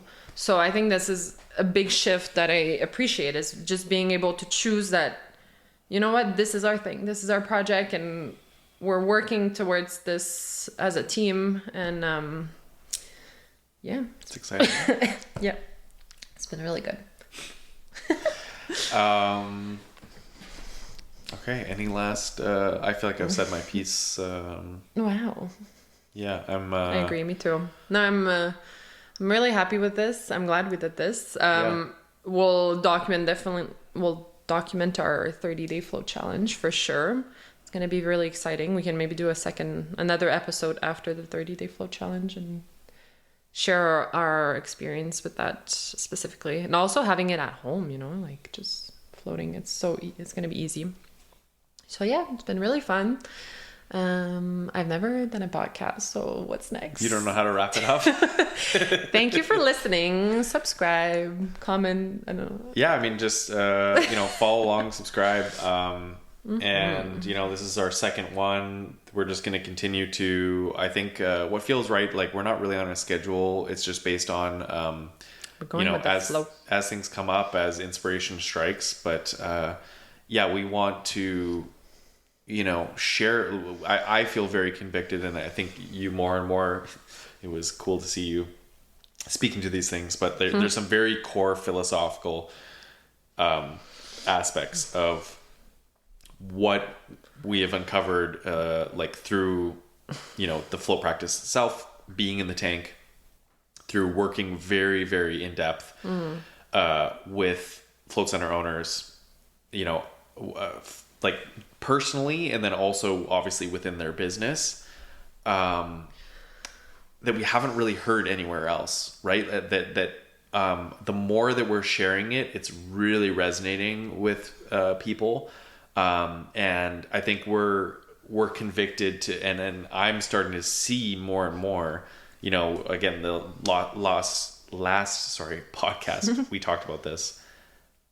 There's been this lack, there's been this void of a vision of like, where is this going? Are these businesses able to be successful? The world is so hard, blah, blah, blah, all these things. And it's like, I'm seeing more and more what these centers, what these businesses can really be. And I think it starts from those philosophies, from the foundations. And so, we want to speak on that more. We want to document our practices more. And, and if anyone wants to come on the podcast, they're more than welcome. I think it would be interesting to get different perspectives, like float center owners, but also people that float regularly, maybe athletes that float, or anyone. I think the float industry is worth booming. It's worth investing in it. It's worth giving it more attention. Yep. So. Yeah, and to bring it back to what we were talking about before, like the part of the purpose, I think, for this is to be the space to invite people to open up, to share their stories, whether they're an owner, they have this deep why, they've seen these powerful stories of people coming through. And then, people who, just individuals who have floated at a center, they have a tank at home, who have these transformational stories. We want this to be a space and a platform to highlight that as well. So, please reach out. We would love to hear from you, to speak with you. Obviously, everyone will be hearing more from you as well. Moi? Yes. Maybe a little bit in French, mostly in English. And, pour mes Français et mes Canadiens, on fera un podcast ensemble. Ouais. I'm still learning. But yeah, I think we can wrap there. Yeah. This was a great episode, and grateful that we got to share our story, to connect. Me too. On this, and That's great. We'll talk to everyone soon. Absolutely. Bye.